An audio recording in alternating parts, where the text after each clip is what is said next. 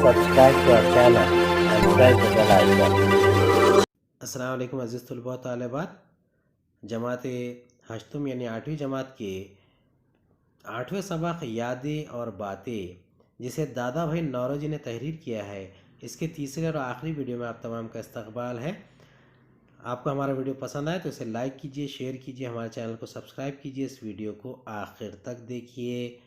जब मैं कॉलेज की तालीम के लिए आला मरातिब तय कर चुका तो सर अर्स्किन पेरी ने, जो इस वक्त सर रिश्ता तालीम के कमेटी के सदर थे, तजवीज़ किया कि मैं क़ानून की तालीम के लिए विलायत भेजा जाऊं।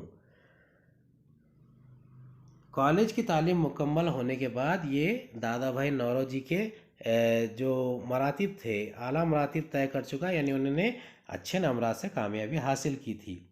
तो सर अर्स्किन पेरी, जो उस वक्त के सर रिश्ता तालीम के कमेटी के सदर, यानी प्रेसिडेंट ऑफ एजुकेशन कमीशन जो था, उसके सदर थे, तो उन्होंने ये तजवीज़ दी थी कि दादा भाई नौरोजी क़ानून की तालीम हासिल करने के लिए विलायत जाएँ। विलायत के माने होते हैं इंग्लैंड, यानी वो बरतानिया उन्हें भेजना चाहते थे। साहिब मौसूफ मुझसे इस कदर खुश थे कि इन्होंने आधा खर्च अपनी जेब ख़ास से अता फरमाने का वादा किया। साहिब मौसूफ, देखिए, कोई तालीम के से मुंसलिक शख्स है और किसी अच्छे तालिब इल्म को, स्टूडेंट को देखता है तो वो उसकी मदद करने में कोई आर महसूस नहीं करता। मेरे बुज़ुर्गों को किसी गलत फहमी की वजह से शुबा हो गया था कि विलायत में पादरी लोग मुझे ईसाई बना देंगे। अब देखिए, दादा भाई नौरोजी जो थे वो मज़हब के तो पारसी थे, लेकिन ऐसा उनके जो बुज़ुर्ग थे, उनके जो अज़ा थे, उन्हें ऐसा शक हो गया था, शुबा होना यानी शक हो गया था कि विलायत यानी इंग्लैंड में जो बरतानिया में जो पादरी लोग हैं, यानी फ़ादर होते हैं चर्च के, वो शायद मुसन्निफ़ को, दादा भाई नौरोजी को ईसाई बना दे। बरसों बाद जब मुझे सर अर्स्किन पेरी से न्याज हासिल हुआ, गुफ्तगू के दौरान उन्होंने फरमाया कि बेहतर हुआ तुम इस वक्त विलायत नहीं गए। तुमको इस हालत में ये उन्स अपनी कौम व मिल्लत से ना पैदा होता और ना तुम में ये जोश कायम रहता। सर अर्स्किन पेरी ने जो है ये बात को मज़ीद बयान करते हुए कहा कि विलायत नहीं जाना तुम्हारे लिए बेहतर साबित हुआ है। अगर विलायत चले जाते तो अपनी कौम से जो लगाव होता, उन्स रहता, शायद वो जोश तुम्हारा ठंडा पड़ जाता और तुम्हें अपनी अहमियत का एहसास ना होता। मुझे ये फ़िक्र लाहक हुई कि हुसूल माश का कोई ढंग निकालूं। बम्बई के सर रिश्ता तालीम के सेक्रेटरी साहब मेरे बड़े करम फरमा थे। इन्होंने सेक्रेटरीट में मेरे लिए एक जगह की सिफारिश कर दी। हुसूल माश यानी कि कोई काम धंधा करना, कोई बिज़नेस करना। अब ये सर रिश्ता तालीम यानी महकमा तालीम, अब ये सर रिश्ता, पुराने ज़माने में सर रिश्ता कहते थे किसी डिपार्टमेंट को, महकमे को।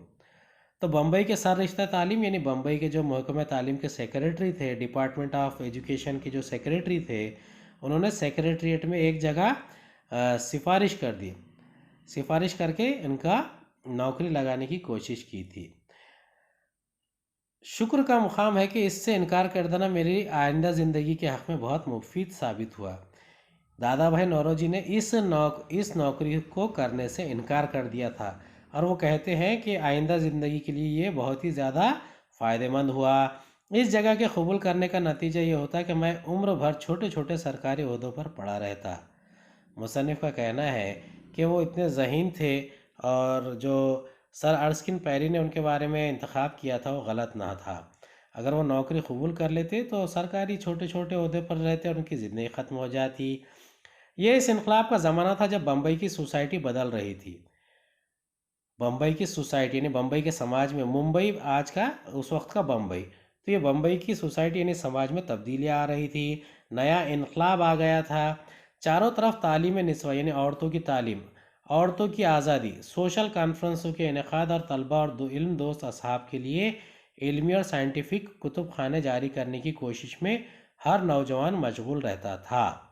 अब देखिए, साइंटिफिक सोसाइटी की बुनियाद सर सैयद अहमद ख़ान ने भी डाली थी और इसी चीज़ का यहाँ पर भी ज़िक्र हो रहा है कि ये दौर ही वैसा था और दादा भाई नौरोजी के हम असर थे सर सैयद अहमद ख़ान, ये भी मुसलमानों में तालीम की बेदारी के लिए कोशा रहने वाले एक समाजी इस्लाह करने वाले शख्स थे। अब चारों तरफ कौन सा था? तालीम निस्वां यानी औरतों की तालीम, औरतों की आज़ादी, सोशल कॉन्फ्रेंस का इनेकाद, तलबा और इल्म दोस्त असहाब के लिए इल्मी और साइंटिफिक कुतुब खाने जारी करने की कोशिश।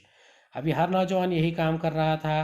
दी ही दी ही ज़बानों की तरक्की। अब दी ही ज़बानें यानी आमतौर पर जो देहातों में बोली जाने वाली ज़बानें, आमतौर पर कौमी ज़बानें भी कह सकते हैं।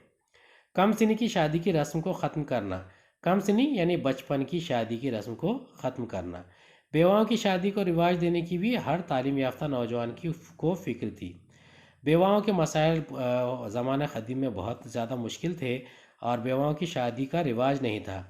लेकिन नौजवान जो उस वक्त कोशिश कर रहे थे, उसके दूर रस असरात आज हम देख रहे हैं। नौजवानों का ये ग्रोह बुज़ुर्गों की हिमायत से भी महरूम न था, लेकिन सर अर्स्किन पेरी और प्रोफेसर पिट्स वगैरह की अखलाक़ी इमदाद और हमदर्दी ने हम लोगों की हिम्मत और जुरात दोबाला कर रखी थी। ये सब अल्फिंस्टन कॉलेज की तालीम का असर था। अल्फिंस्टन कॉलेज ये मुंबई का एक बहुत ही मशहूर कॉलेज है। अल्फिंस्टन कॉलेज आज भी मौजूद है। तो ये दो शख्सियत थी, सर अर्स्किन पेरी और प्रोफेसर पिट्स। ये दोनों अखलाक़ी इमदाद करते थे और हमदर्दी जताते थे और हिम्मत दिलाते थे। अगर मैं अपनी ज़िंदगी के इस हिस्से पर अपने दिल में नाज करूं तो बेजाना होगा, क्योंकि मुझे पूरा इत्मीनान है कि मैं अपने मुल्की फ़राइज़ को खुश उसलूबी से अंजाम देता रहा। मेरे उन्फ़ान शबाब का ज़माना मेरी अपनी राय में बहुत अच्छे कामों में सर्फ हुआ। जब मैं इस ज़माने का ख्याल करता हूँ तो मुझे यकगोना मसरत होती है।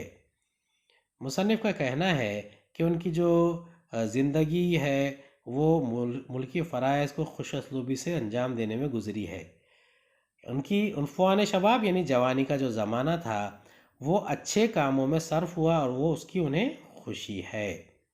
मैं पहला हिंदुस्तानी था जिसको अल्फिंस्टन कॉलेज का प्रोफेसर होने का एजाज़ हासिल हुआ। दादा भाई नौरोजी अल्फिंस्टन कॉलेज के पहले हिंदुस्तानी प्रोफेसर थे, इसे याद रखिए। प्रोफेसरी के ख़िताब से मुझको अब तक खुशी होती है और अक्सर मेरे हम उम्र मुझे प्रोफेसर दादा भाई कहते हैं। अहले मुल्क मुझे नहायत एज़ाज़ और मोहब्बत से याद करते हैं।